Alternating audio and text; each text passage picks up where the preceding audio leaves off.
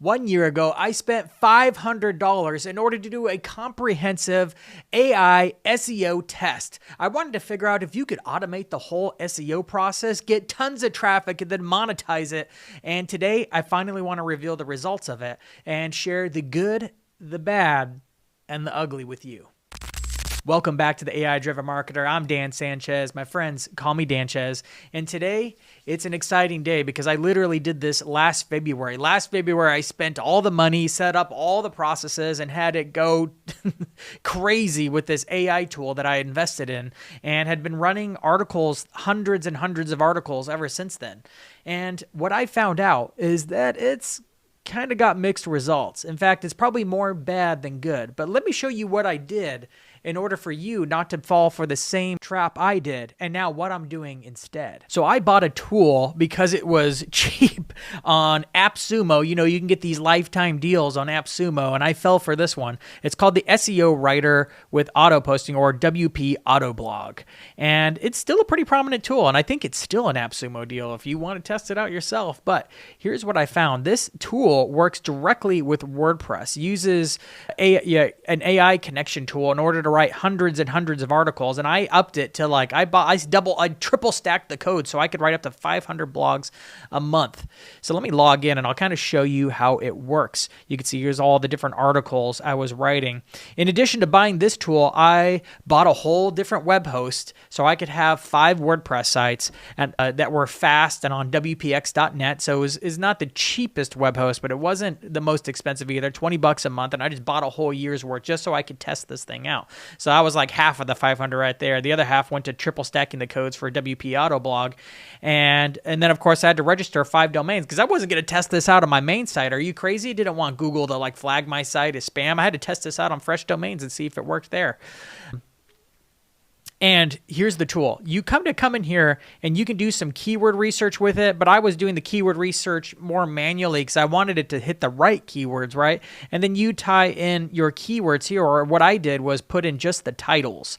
Instead of letting it just make the titles up for me, I was pretty good at title writing, so I masqueraded all the titles and kind of just used the same template that I knew would work over and over again for the long tail keywords. You come in here, you put in 100, 200, 300 titles, right? And I'm usually trying to do this as fast as possible in Google Sheets with the titles.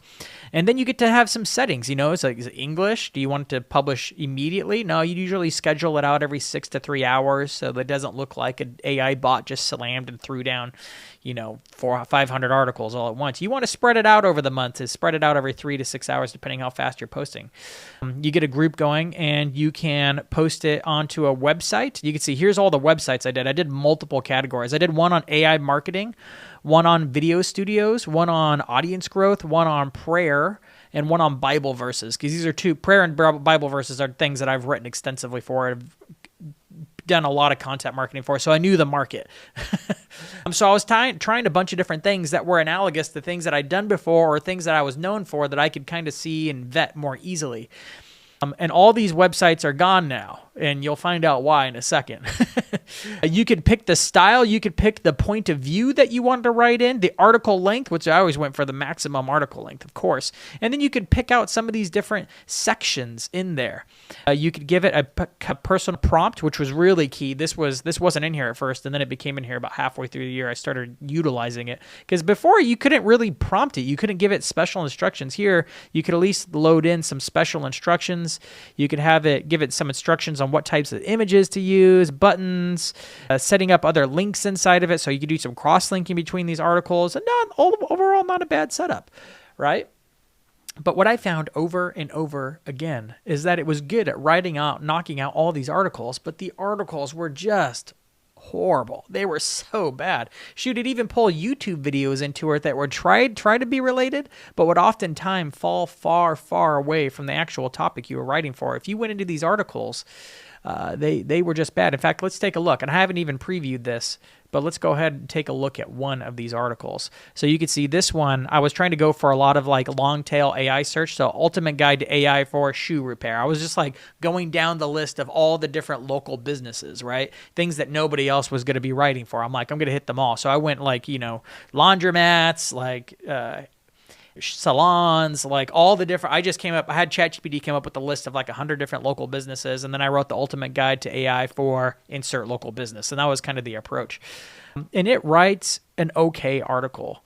But it goes in and it's just not really helpful. It's like machine learning algorithms can analyze customer data and predict trends in shoe repairs. Wait, what? By examining historical data on repairs, these algorithms can help you identify which types of shoes are the most frequently bought for repairs, allowing you to stock up on necessary materials and parts. You're like, okay, that's not really that good. Broken images often. And I just found over and over again that the results that it was generating were sometimes just, at best, it was meh. At worst, it was actually wrong, like way wrong. And of course it is. So what do we got here? Like, here's a embed this, and this was very common for the embedded YouTube videos. It would find of course it's about shoe repair. So it goes and finds a video about shoe repair. Does this have anything to do with AI for shoe repair? No. If anything, you want a video about AI in here, not about shoe repair. So that would throw it off. The images in it would also be off. In this case, it picked images that I think probably would have worked. It probably would have had pictures of shoes like this one. But ultimately, it's just not that helpful of an article. The funny thing is,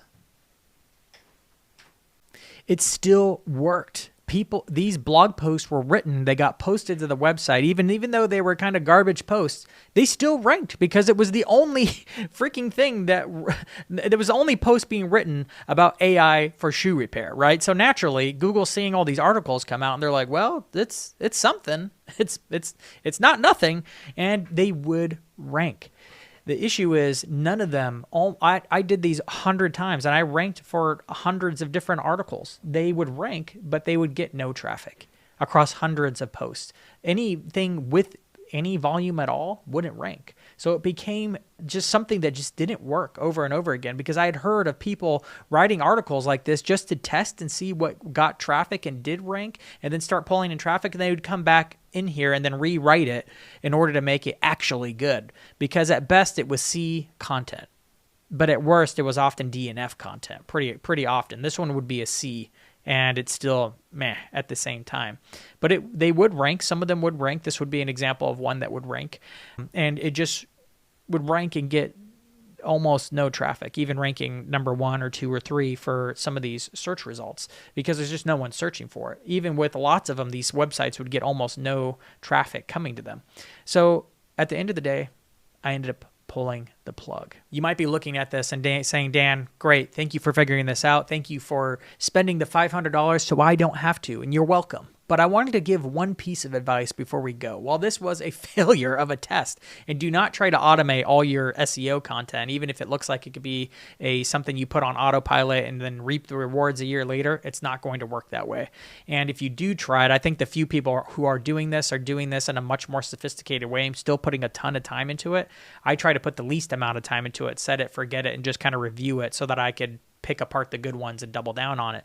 But it ended up not working as well.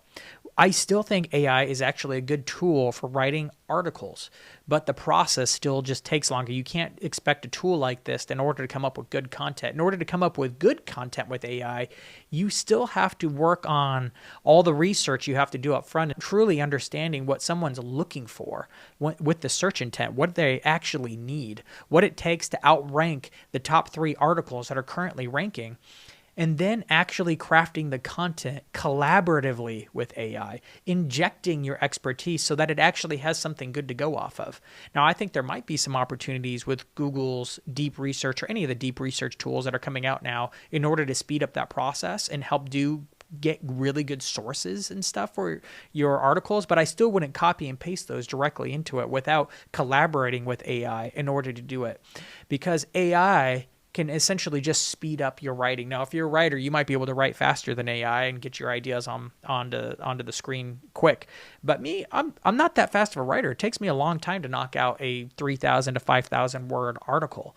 So now what I do is just organize, outline it with AI, dictate to fill in that outline, have AI ask me some questions in order for me to answer to give it more context so it can then fill it in and write it for me. But is that AI writing for me? Yes, but it's not thinking for me. It's my ideas, my thoughts, and my examples that I'm giving to it. Sure, I might use AI too to go and find some more examples that I might be able to illustrate with it. So that's why I'm saying it's a collaborative process for creating good articles and good content that are actually worth ranking, that you've actually looked through and read and thought, this article is 10 times better than the current articles that are out there. And therefore, it's worth publishing. It's worth people's time because it's a good answer. And I think this is the way SEO will move going forward over the next year or two, until AI is smart enough to actually understand the whole picture of what someone's looking for, actually understand what images are actually going to be helpful in the article, what videos are actually going to be helpful in the article. Like, we're not going to see AI automating the SEO game, at least for another year or two. Right now, you need to collaborate with AI in order to rank. And of course, SEO is switching very quickly to GEO, Generative Engine Optimization. So that's going to be a thing. And this game will continue to change and evolve over the next couple of years. So I'll be back with more SEO and GEO information. But I wanted to give an update on this larger project that I started a year ago.